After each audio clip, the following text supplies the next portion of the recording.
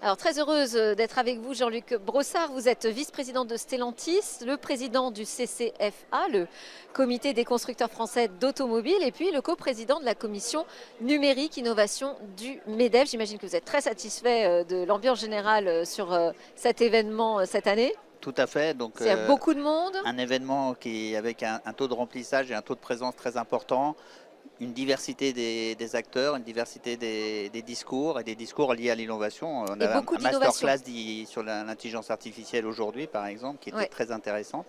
Donc il y a énormément de choses, beaucoup d'innovants et beaucoup d'entrepreneurs qui sont prêts à se lancer justement pour avoir plus de compétitivité, pour avoir un monde nouveau qui soit un peu plus attrayant, parce qu'on a plutôt des positions actuelles où on est plutôt dans du pessimisme latent, entre guillemets, et il faut se donner une vision, se donner l'avenir, en fait, une vision d'avenir qui soit suffisamment attrayante et suffisamment bonne pour toutes nos Et oui, entreprises. c'est ça qu'on aime bien aussi dans l'innovation, c'est que ça ouvre des perspectives. Alors, puisque vous êtes un spécialiste de l'automobile, comment vous voyez les choses pour la mobilité demain, l'automobile et l'innovation? Qu'est-ce que ça peut donner? Alors, Parce qu'on parle beaucoup voilà, de la fin, d'un changement de paradigme. Vous voyez ça comment? Alors, oui et non. C'est vrai qu'on ne parle plus d'automobile seul, on parle d'automobile et mobilité, mais néanmoins la mobilité individuelle reste quelque chose d'important pour l'ensemble des clients que nous sommes, parce que c'est quelque chose qui nous donne une certaine liberté de mouvement, une certaine capacité en fait d'aller où on veut, quand on veut, comme on veut, et donc c'est important. Alors par contre, l'automobile a subi la plus grande transition et transformation qu'elle n'a subie depuis plus de 30 ans. Une transition qui était d'abord écologique et énergétique, avec en particulier quand on dit qu'on a comme objectif en 2050 d'être net zéro, entre guillemets, en contribution carbone, ça veut dire qu'il va falloir passer probablement à une forte électrification de la mobilité individuelle, et c'est quelque chose sur lequel on travaille énormément et sur lequel on a déjà investi et sur lequel on continue à investir. Alors, le problème, c'est qu'il faut y aller vite. Le réchauffement climatique, maintenant, il n'y a plus beaucoup de gens qui disent que c'est une fake news et qui sont Ouais. négationnistes. C'est une réalité, on le vit tous les jours.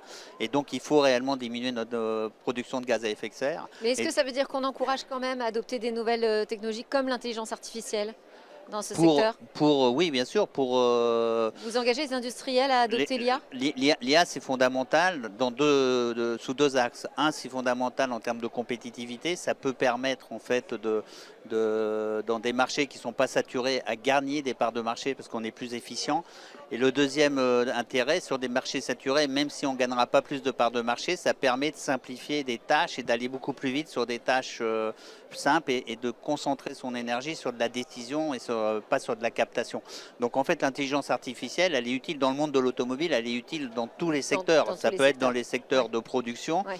ça peut être dans les secteurs de conception. On voit que quand on dessine une nouvelle voiture, comme un nouvel avion, on a besoin de conception assistée par ordinateur. Et cette conception assistée, maintenant, avec l'IA, devient fondamentale. On a accès à des pièces, à des dessins, à Donc ça fait partie des messages, j'imagine, de ce que vous essayez Ça fait partie des d'évangéliser messages. Et il faut ici voilà. sur la REF. Et sur la REF, ce qui est important, c'est que les entrepreneurs, en fait, aient vraiment envie de se lancer dans l'intelligence artificielle. Si on regarde le taux d'acceptabilité, entre guillemets, aujourd'hui en France, il est quand même plus faible que dans d'autres pays.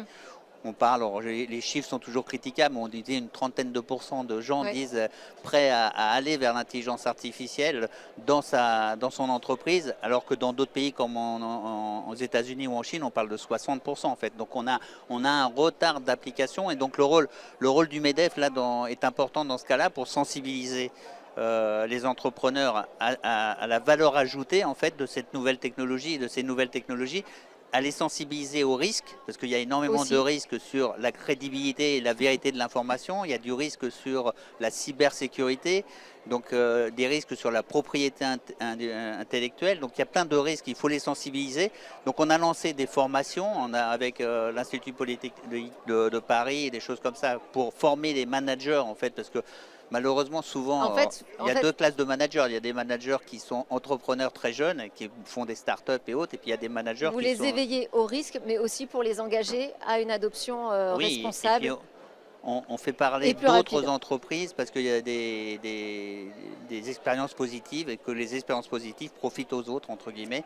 Et donc on a réalisé, je ne sais pas si vous le savez, l'année dernière, le Tour de France de l'intelligence artificielle, où on a fait plus On de en 30 a parlé. points. Voilà. Et même, Et on donc en a parlé. Ouais. dans le Tour de France de l'intelligence artificielle qui s'est terminé au World Summit en février, et donc à Paris c'était le 4 février, le Summit était le 11 février 2025, on a absolument fait une sensibilisation forte. Merci beaucoup Jean-Luc Brossard. Merci.